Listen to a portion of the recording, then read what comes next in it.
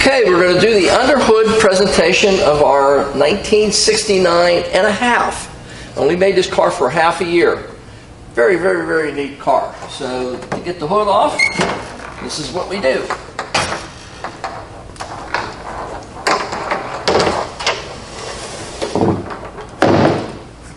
Now we have access to the engine. We're going to go over that together. This is a real deal, real A12 car. It's documented. It is in the registry.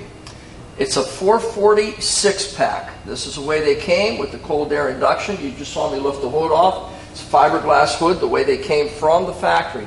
26-inch high-flow radiator, 26-inch the way they came. This car does not have power steering, nor does it have any power brakes on it.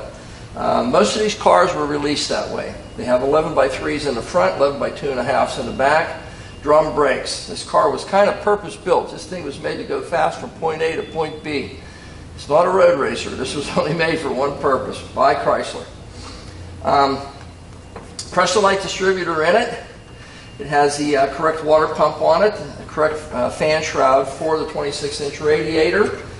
It has a set of chrome aftermarket Mopar valve pan covers. We do have the original painted covers that this car was released with.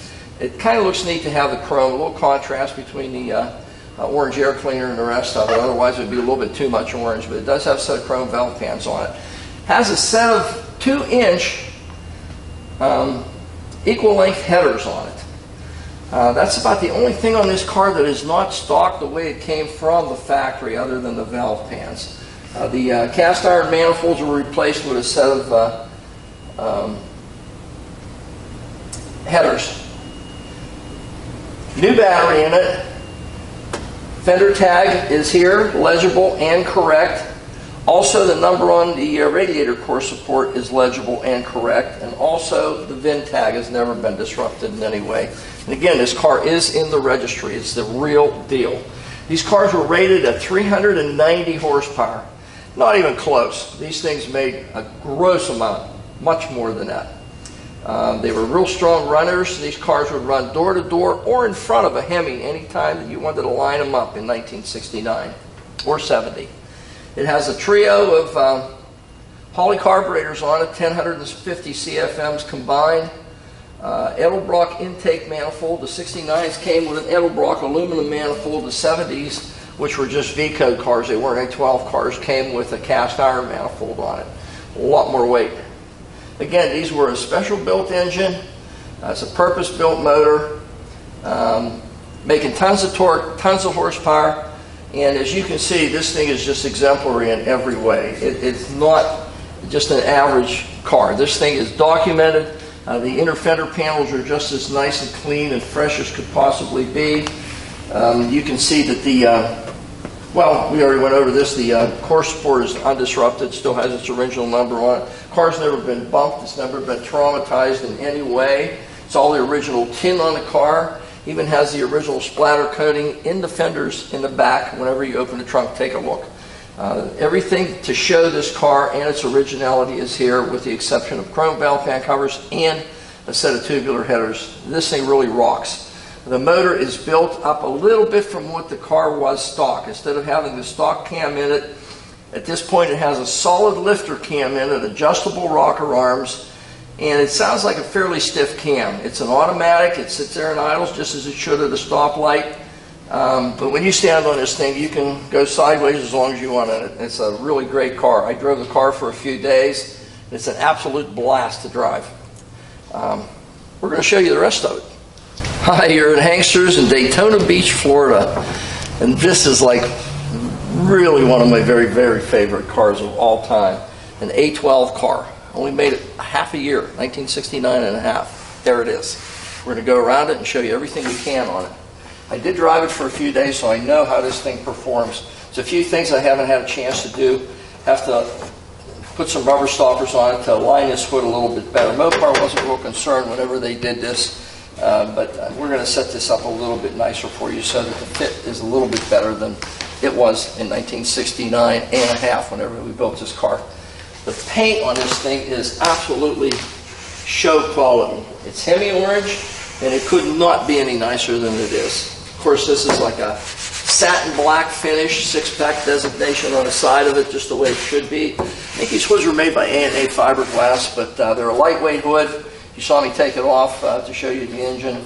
It's not a big deal. Now, they do come with standoffs. Like if you want to be working on your car, leave the hood on. There are 4, about 1.5 foot long standoffs that fit over the top of these, all 4, and then you can set the hood up on it. So if you're at a car show, or if you're working on your car and you want a little bit of shade, that's the way to do it. You just put the hood on the standoffs, and it's out of the way, and you can work on the car. Again, satin black, just the way it should be. You can see the hood fitment is actually very, very good. These things were never a precise fit from the factory, but again, we're going to make it a lot better than it is. The alignment's going to be a lot better once I made some stoppers for this. Argent around the headlights, just the way it was released from Dodge. Still looks to be the original paint on it, actually. We've got our little Super B running here with our tires, our little slicks on it. Aluminum grill, just as nice as you'd ever want to find. There's no chips, no dingies whatsoever in that filler panel. Chrome on the front bumper and the fitment. About as nice as you're going to get one of these. The parking lights, amber, round, just the way they should be. There's no chips or stone marks or anything on the bumper anywhere. Dead bug. That's all that one was, apparently. Front end of the car just as nice and sharp as you'd ever want to find one. You can see the alignment, the linearity, everything on the car is just the way it should be set up. The hood itself is going to be a perfect, well, not perfect, but as close as you can hope to get one to fit once we do the rubber little stanchions to give it the correct height on it. And front end of this car is fantastic. The paint on it is just astronomical. I can't describe to you how deep and how nice and how lustrous the finish is on this car. Somebody spent a lot of time and a lot of money to put this thing together. Okay, driver's side of our little A12. A front marker light just as sweet as you'd ever want to find. Just tin everywhere. Look at the fitment here. Wow, is that nice? Fender to the door, to the rocker, just cannot get any nicer. Absolutely cannot. Single mirror, that's all you got with these guys. It looks like just plain window glass to me. I can't really tell you that it's tinted. Trim around the window.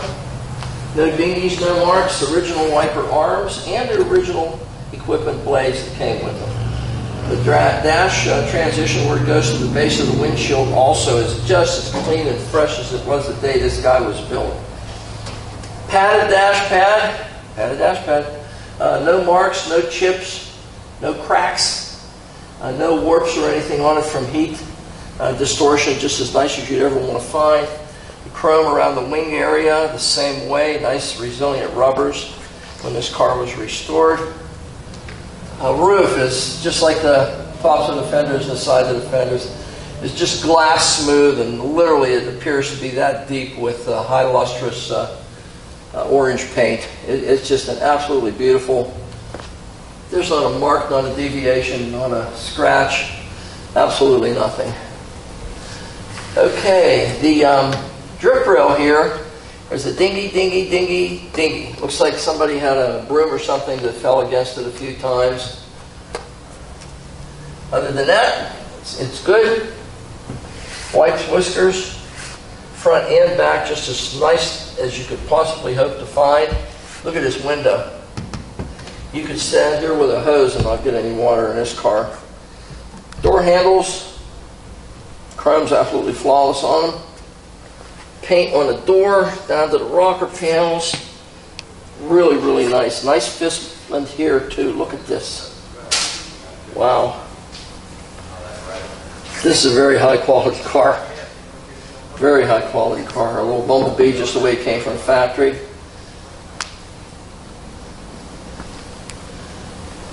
Trim around the back window. Same way. The hatch shelf area in the back, whatever you want to call it, Nice and fresh looking. No marks, no fading.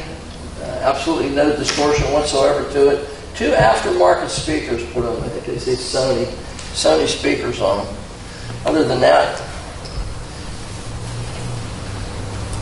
Sill panel, no deviations, no marks whatsoever on it.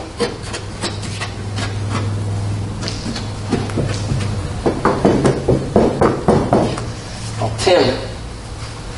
Bumblebee stripe around the back, vinyl just the way it should be. See our Super B, this is reflective too, by the way. Side marker light. Wheel lip moldings, neither one of them had any marks around them. Side of this car is absolutely beautiful. The paint on this car, I wish you could see it in this video, how lustrous and how absolutely gorgeous the paint job is on this car. It's absolutely so far above what Mopar put on these cars back in the 60s and 70s. It's an absolute show quality paint job, base coat, clear coat, and it just appears to be that deep. 15-inch steel wheels, red line tires, lug nuts are chrome, no center caps. That's the way these cars were released. That's the way they came. You did not get a center cap with it. You got red line tires with it, and you got a painted wheel with it. That's what these guys came with. Again, it was a purpose-built vehicle to go fast for a short distance in one direction, straight ahead. Okay, back of our A12. Now this is the original tin now, instead of being fiberglass that was made to fit on the hood area. This has an 1/8-inch gap the whole way around it, just the way it should. Absolutely just the way it should. Again, the vinyl stripe on it. Little Super B doing a little run in there for us.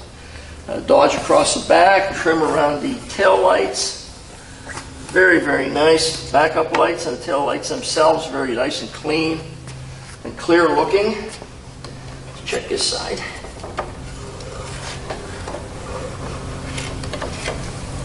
Same way, very, very nice. The trim around your tail light assemblies in the back and the flat black or semi-flat black area, just as clean as you'd ever hope to find. Bumper fitment.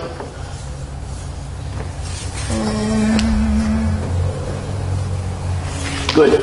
We are like right on with the bumper fitment. Really looks good. Nice linearity to it. Correct style chrome tips out the back. Stainless tips. Chrome on the bumper itself. There's no marks whatsoever. No scrapes. No scratches whatsoever on the bumper itself or on the back part of it.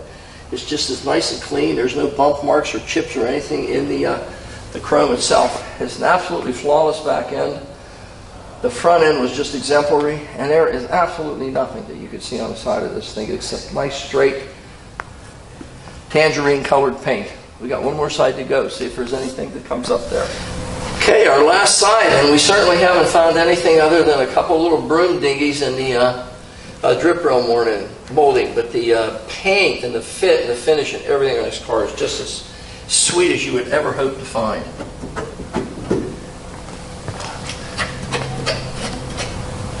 Same thing, tin. Back window. No marks, no scuffs whatsoever on the trim around that. Sill panel, again, look at the roof across this way. It just is sharp and clean and unobstructed as you could hope to find one. I mentioned the wheel of molding on this one. There's no dinghies whatsoever on it. Look at this. Talk about fitment on a B-body. Wow. That's right on the money. This window, front and back, the same way. They mate absolutely flawlessly. Our little Super B again. Drip rail. Same thing here. There's a couple of dinghies. Looks like something fell against it. I don't. That side and this side. I don't know why they're there, but you won't see them in the video. But I'm telling you, they're there. You can see them at the right angle. I'm not looking straight at them. They look like there's nothing there now. But whenever you look at it at an angle, you can see a little tiny bit of a deviation. If you close your eyes, you can feel it. Okay, wipes, whiskers, just as straight and new as the other side. Door handle the same way. No mirror on this side. Paint on this thing's just gorgeous, absolutely gorgeous. Look at the fit on this thing. Chrysler Pentastar. Correct antenna and base. Look at the fitment here. Turn around the front window. Same as the other side. Wheel lip.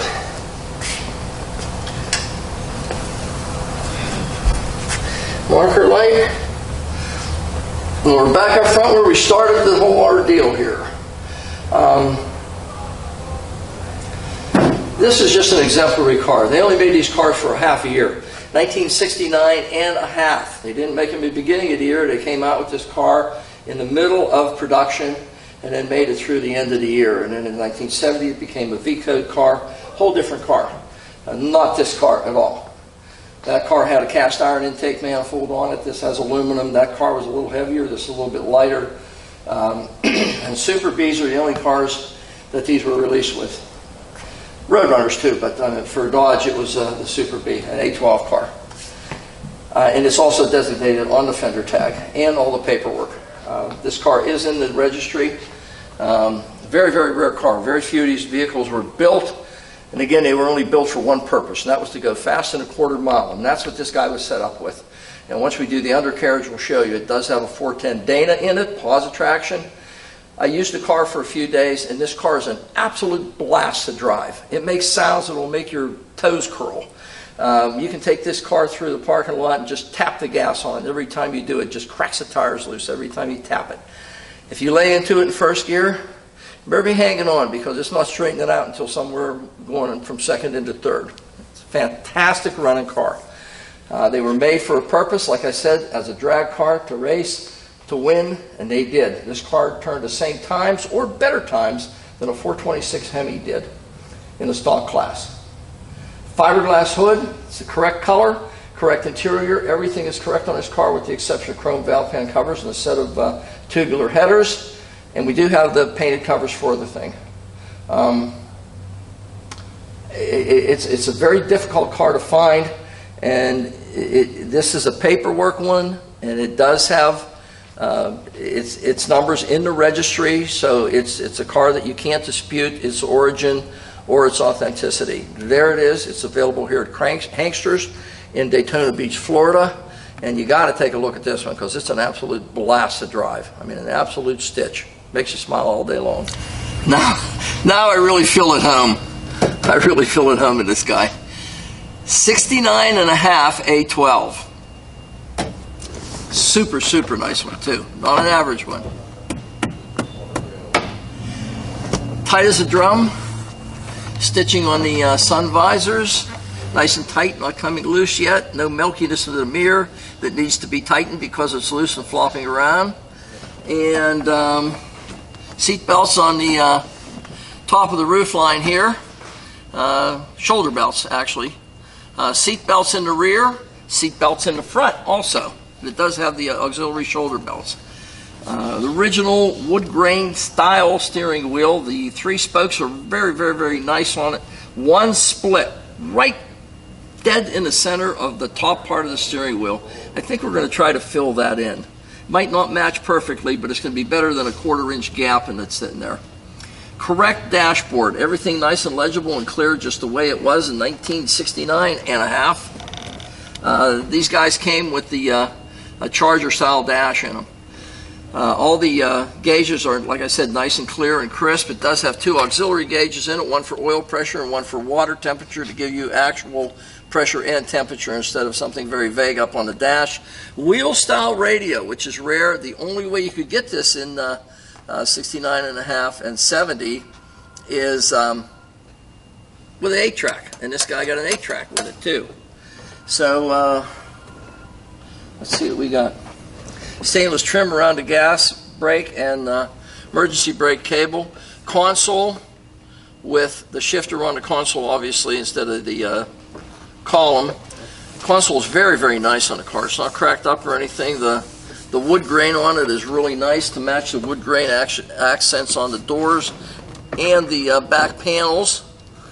The doors themselves have the new window cranks in it, new actuating hardware for the door openers, and the original molded armrest that would have come in 1969-70. Same thing in the rear with the addition of trash trays in the rear.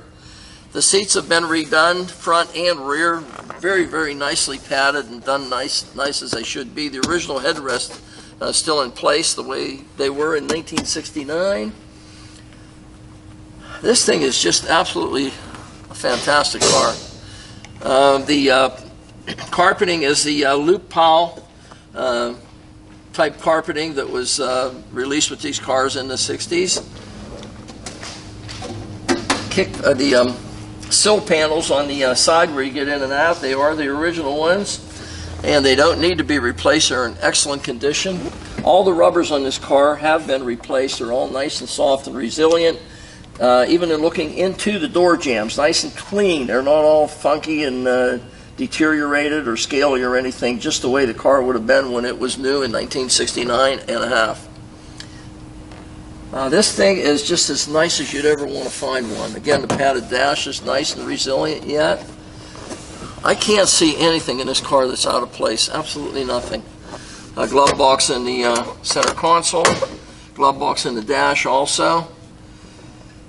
This is just an exemplary car, very, very rare car. Very few of these were made, and few of them yet at this point in time in existence. So something, if you're in a market for a real A12 documented car, this is one you better take a look at. It's here at Hanksters in Daytona Beach. This is, if you can hear me, this is Mopar Power. This is a real A12 car, 69 and a half only. Roadrunner and Super B only. This A12 car. Serious piece of equipment. Horn works just as it should. Speedometer I know is going to work. Tachometer is not working. Tach is not working in it. Now the oil pressure gauge is actually working here, but it's also working down here in our auxiliary gauges, so they must have put a splitter on it. The amp gauge is functioning as it should. It is charging. We just started this car up. Water temperature is just starting to come up because we just did start the car. Let's see if it works or not. I don't know, but no, it does not work. But the good news is it's an 8-track player, so that is a serious expensive piece of equipment on a Mopar. A wheel type 8-track player. 69 and 70 were last year's they used those too.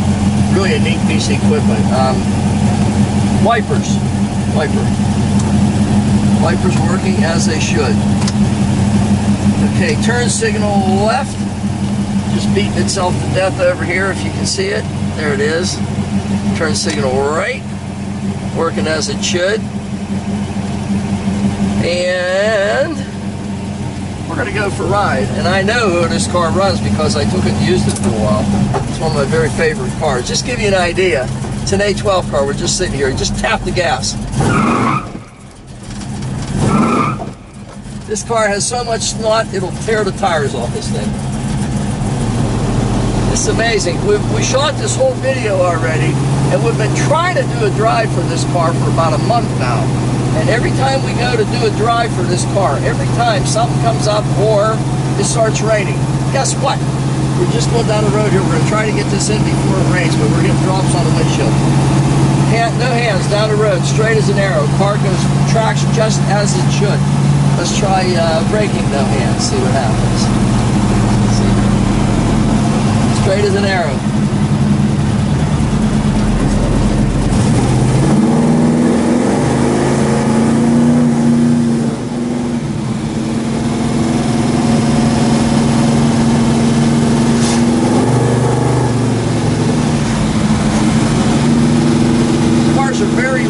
These things, you just don't find them. And to find a car of this quality and this lineage, and it is in the registry, by the way. This is a real A12 car, not a clone, the real deal. It does not have a numbers correct engine, but it is a period correct engine with everything else correct on it, and it does have its still original transmission and Dana 9 3/4 carrier in it. All A12 cars, automatic or stick, all came with a Dana rear end in them, because Plymouth made these cars for one purpose, and that was to go fast, and that's what it did. We'll give it a little bit of a shot here for you, but this is the car that honestly, I mean, it'll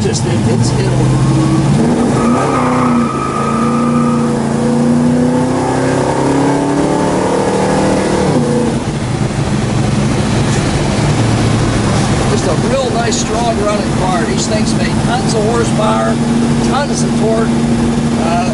This particular one's been massaged a little tiny bit. It does have, I had the valve pan cover off, it has malleable iron, adjustable rocker arms on it, tubular push rods, and it sounds like about a V800 ISKI 1012B cam in it, which is a little bit more slot than the cam that they used in the Maxim Edge cars. Great street cam, a great race cam. They made a lot of horsepower with that particular camshaft. And again, you can see this car goes down the road straight as an arrow. You take it anywhere you want to go, you can drive it anywhere. And I think we're going to make it home just before it rains. Hopefully. This is a great car. Okay, we're underneath our A12 car. We only have one real one, and this is it. Sway bar, bushings are new, ends are new. New shocks in the front, 11x3 drums in the front, just the way they were released, with manual steering, no leaks whatsoever. Someone's fabricated a deep pan for this guy, so it does not have the original oil pan, which would have been a 6-quart pan. I'm going to call this one 8, maybe even 8.5, but it's at least an 8-quart pan. You can see there's really no leaks on the engine, or the bell housing, or the panel on the tranny, 727 tranny. And a little bit of a drip here for something, I don't know from what, but a little bit of a drip right there. The K-member in the front is just as nice as you'd ever hope to find one. The subframes, totally just as clean and nice as you could ever find a set. Drop downs in the fender wells, where the little jack mark right here, someone jack mark there also. Obviously everything's been stripped off of the undercarriage of this vehicle. It usually has a sound deadener that Chrysler installed, sprayed on from the factory. And obviously this is a rotisserie restoration, so this guy had everything completely stripped off of it when it was done. And what's nice about that is it also shows you that there's absolutely no rust whatsoever evident anywhere, nor was there at any point. You can see inside the rocker panels, you see the floorboards are totally rust-free. Both sides same way. Aftermarket fuel line put on, a new fuel line. New brake lines also new parking brake, complete assembly.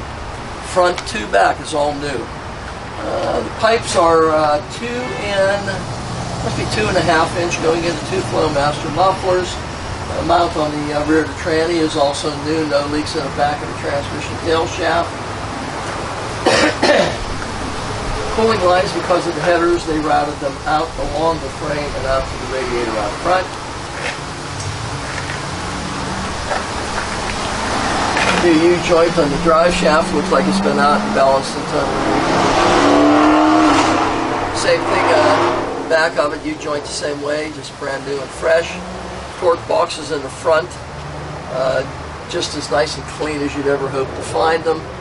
There's a jack stand mark here, and also a little concave jack stand mark there. The rear drums are 11x2.5 or 11x3 in the front. New gas tank in it. Heavy duty Dana 9 3/4 410 posi rear. This is the most indestructible rear end that was ever released on any muscle car. That's it. They didn't make anything any stronger. No manufacturer did. The subframes where they transition up over the rear differential are just as nice and clean and original as you would ever hope to find. The springs themselves, 7 on that side, 6 on this side, just the way it should be. Torque bias. The shocks in the back are brand new, and you can see they've been replaced. The drop downs in the quarters, you can still see the pinch marks on them, and also because there's no undercoating or sound deadener on it, You can see that it is the original pans on this vehicle, the drop downs and the trunk pans, where they transition over and spot weld onto the inner fender wells, just as clean and crisp as you could ever hope to find. 2.5-inch pipes out the back go onto our two original equipment style ends that go on them, the chrome ends or stainless ends. It has a all new round of Redline bias ply tires on it. Really a great addition to the car because it shows a lot of its originality. Fantastic car underneath. You can see the driveline itself is nice and clean and fresh. The tube headers are the long tube equal length design. Collectors are 3.5-inch collectors going into 2.5-inch. Really a great undercarriage on this car. You know, it's really nice to see someone do it. It takes away from a lot of the originality to take the sound deadener off of it, but it really adds to the aesthetics of the vehicle. So you can see everything on this vehicle just as it was when it was put together by Chrysler back in the late 60s. Fantastic car. It's built here at Hangsters in Daytona Beach, and it's a car that's very, very difficult to duplicate, very hard to find. They didn't make that many of them, and there's even less of them out there for sale. And this is the real guy in the registry, so if you're in the market for an A12, there it is.